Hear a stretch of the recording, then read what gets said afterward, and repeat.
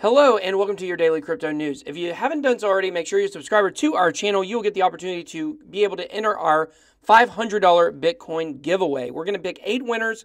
All you have to do is become a subscriber and like and comment on any of our videos between July 1st and August 31st. All right, let's jump into the markets. The market cap is coming in at almost $271 billion. Bitcoin dominance at about 41.9% or exactly 41.9%.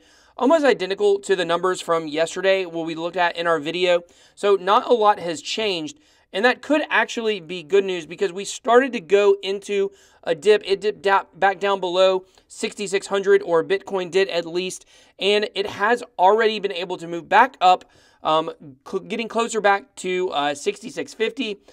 We do have some resistance here. It would be really good if we could go ahead and push through this and just start marching up towards 7,000. This is very similar to what we saw after the spike on Friday night. We've now seen after the spike yesterday morning.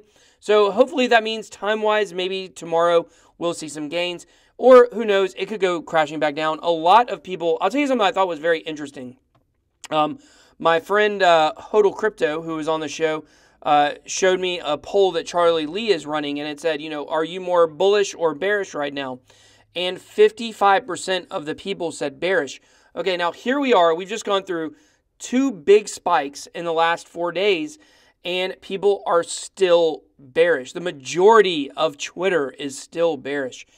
And to me, that's actually a good indicator. When the market is beating people down so badly that all of a sudden, even though they're seeing prices increase in front of them, big price increases, they still think it's going back down. You know, that's the sign that we're kind of nearing a bear market. You can think of it on the opposite end with a bull market, right? So January, I believe it was January 8th, 6th or the 8th, when Brian Armstrong came out and said Coinbase wasn't going to be adding any new assets in the short term. And that is when the crash started. Now, obviously, that was not the reason for the crash. The reason for the crash in January was due to the fact that so many of these cryptos were overvalued and people came in and FOMO'd and bought a bunch of stuff they didn't know what it was. That's the reason for the crash. But the catalyst, you can go back and track it to the exact hour, was Brian Armstrong making that tweet. So even though he tweeted that, the price dumped down. People were looking at the markets falling right in front of their eyes. And if you ran that same poll during the end of the bull run, people would have said bullish, bullish, bullish, no matter how far the price went down. Every time there was a little spike, even if it was very insignificant, people were saying like, okay, we're safe now. Price is going to go back up. So you got to be smarter than the average market cycle. So when, you know, just like we talked about with Baron Rothschild with his quote, when there's blood on the streets, that's when you need to buy. You got to be able to look at the markets and look at the trends and know that when everybody is one way, there's a good chance that you're at the end of the cycle. So hopefully that's a good sign for crypto in the future, in the short term, especially the long term. I hope we're not going through another dip, but it definitely is possible. Right now, it's really, in my mind, about 50-50, whether we're going to go up or go down. It just really depends on how Bitcoin is going to do at these different resistance level, and if it's going to be able to break through some numbers it hasn't been able to break through in the recent past. So we really just need to see a full trend reversal. So as far as biggest winners of the day, Syscoin is up 79.5%. It's been a while since we've seen anything in the top 100 with a gain like that. Veritasium, Decentralized, Monaco. There's a lot of gainers today and a lot of losers. So I think it's healthy for the markets when we have a mix of winners and losers, and that's where we have today. So OneChain is the biggest loser of the day. We got a lot of losers, you know, but none over 7.5%. So, you know, hopefully we're seeing some stabilization and a lot of these can get back to upward action. So as far as the news goes, I came across this article that's very interesting called The Champions of Crypto. And as always, we'll put all the links in the video information below along with the timestamps. So you guys can skip to what you want to skip to or read what you want to read a little more in depth of some of the stories we cover. But with this, it's highlighting 3 different men who they believe are pushing adoption. The first is CZ of Binance. So recently, Binance released their first crypto to fiat exchange. And the name of the fiat currency is the Ugandan shilling, which I kid you not, that's really crazy. But that was on June 28th. And, you know, the crypto to fiat is such a big aspect of cryptocurrency and where we're going in the future. And that's kind of what they highlight in this article. But as we know, CZ is really an incredible businessman. Over 1 year, he's been able to turn Binance into the biggest exchange in the world. So hats off to him. I agree with that. Then they go to talk about Mike Hagan of Mainframe. It was interesting because this is one of the people they picked, and I didn't even know who this is. So apparently Mike Hagan is with Mainframe. It is a censorship-resistant messaging app, I guess would be a good way to say it. It's a private messaging app, and Mike Hagan's been on a world airdrop tour, going around and airdropping his token to different people. He's also donated 1,000 ETH to the Freedom of the Press Foundation. So the reason he was listed in this article is because of the world tour he's been on. The token distribution actually starts tomorrow on July 4th, and he's been very active in getting out in the different communities all across the world, doing the airdrop and raising awareness for decentralization, which obviously I think when the general public can grasp decentralization, that's when we will really see a movement and a revolution like we haven't seen before. And then, of course, Vitalik Buterin of Ethereum. Don't really even have to go into it. There's so many different reasons why he is a beacon for blockchain, if you will. But I thought it was interesting, some people that were left off the list, of course, Justin Sun, Charlie Lee, Roger Ver. But I want to know, who do you guys think are the titans of cryptocurrency? Who would you consider those people that are leading the charge that years from now we're going to look back and say these were the revolutionaries? Just very interesting to look and think about that, because we're in the midst of a revolution right now, and you know, when you're in the midst of one, you can't really see it for its value. And I think looking back on this is going to be really cool to look at in 20 or 30 years, the revolution that was started this time by some of these men and some other people, and of course some women as well. So NEO has started its process towards true decentralization. They put out this tweet, and the English translation is no innovation, no decentralization, no communication. We've heard many voices of no over the past. While the market changes, NEO's vision remains unchanged. From this first step of decentralization, a new era of NEO ecosystem is about to unveil. They're also getting ready to release a new version of the NEO wallet. And NEO's just got big news all the way around. I told you guys it was a great buy when it was sitting around $27. I think NEO is going to be absolutely huge. So hats off to them for making these steps towards decentralization.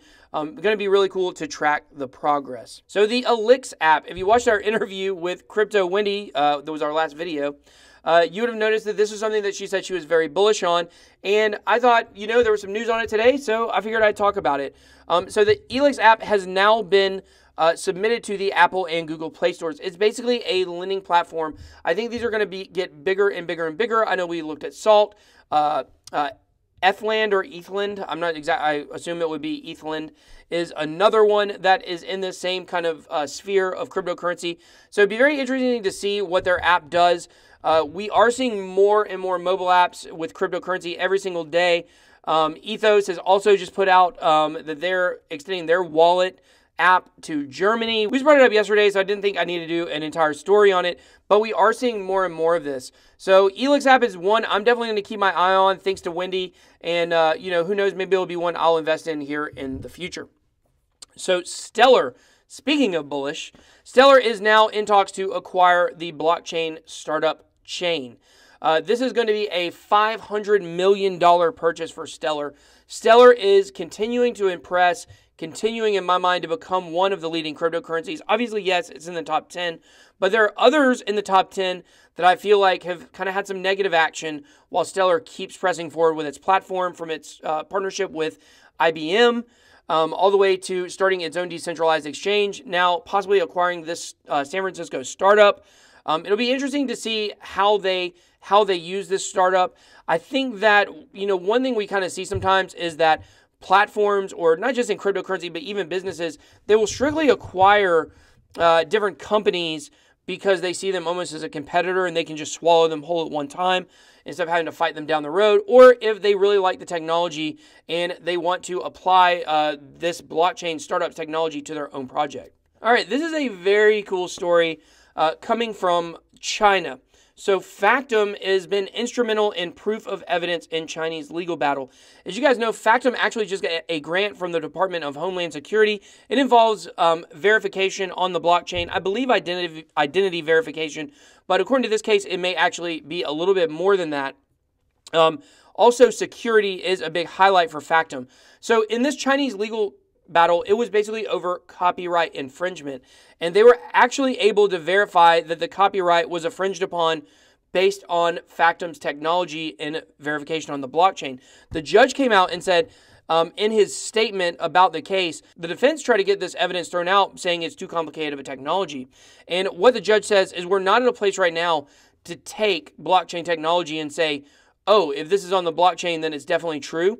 But we're also not in the place where we say this is such a complex technology that we're going to discount the findings. So the long and the short of it is they were able to use Factom to verify some evidence in this case, and ultimately it did lead to the decision. So just really cool. Also, a lot of the people from the Factom team were very cooperative to be able to help the case along. So very cool, merging the courtroom with cryptocurrency. So found this article on Invest in Blockchain, and it's basically talking about ZRX and the ZRX protocol. A lot of people, after I did my top 10 list for July, a lot of people in the Bit Squad in our community, they said, very surprised you didn't put ZRX in there, because a lot of people know I am driving the ZRX bandwagon. I believe it's going on Coinbase for sure. Not financial advice, of course.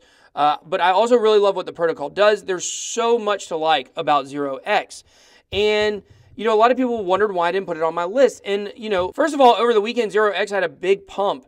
And so it already had a big pump. And, as July hits, unless we get really bullish, not sure if we will see another huge pump again from ZRX during July. Hopefully we will. It's my biggest bag. I want to see a pump every day on it. But, my thing is I'm just not sure at this point. I think people are getting a little exhausted talking about Coinbase and ZRX going on Coinbase. I think just when it happens is when it's going to happen. You guys all know how I feel about it, that it is a great project and that it's got great financial prospects along with it. But I found this article, and it just kind of laid out some of the reasons why I really like it. The protocol is already live with over 30 dApps and relayers, so it's already in use. It's not as easy of a use case to see as, let's say, a supply chain coin, where you can see like, oh, they're tracking it, so it's useful. But it is, if you're using a decentralized exchange that uses the protocol, then it already is in use, and you can see that. So the other ones include token sale as a service, advantages over centralized exchanges. Decentralized exchanges is where cryptocurrency is heading for sure in my mind. Possibility of integration to other chains in the future, and possibility of being added on Coinbase. I will let you guys go ahead and read this full article down below. Just go ahead and click on it, and you can see all of the stuff that I love about ZRX and why I think it is going to be absolutely huge this year. But just know, even though I didn't include it in my July picks, ZRX is always a pick for me. You can pretty much guarantee. I let you guys know it's my biggest bag. Not trying to shill it to you, just trying to explain to you, why I love it so much. So make sure to read the article and, maybe you decide to invest in it. Of course, still not financial advice. So don't forget to enter our contest. Big shout out, as always, to the Bit Squad. You guys are awesome. We are going to be doing a live stream. It'll probably be a little bit later tomorrow night. I know we said we're going to try to do them around 9 p.m. Eastern Standard Time. But, tomorrow is 4th of July. So it'll probably be a little bit later, or maybe I'll do it earlier. I'm not sure what time I'm going to do it tomorrow because it is a holiday, but just know we are going to do a live stream, even if I'm the only person on it, and I will give you the news. So thanks again to everybody for watching the video. Smash the like button. Until next time, this is your Daily Crypto News.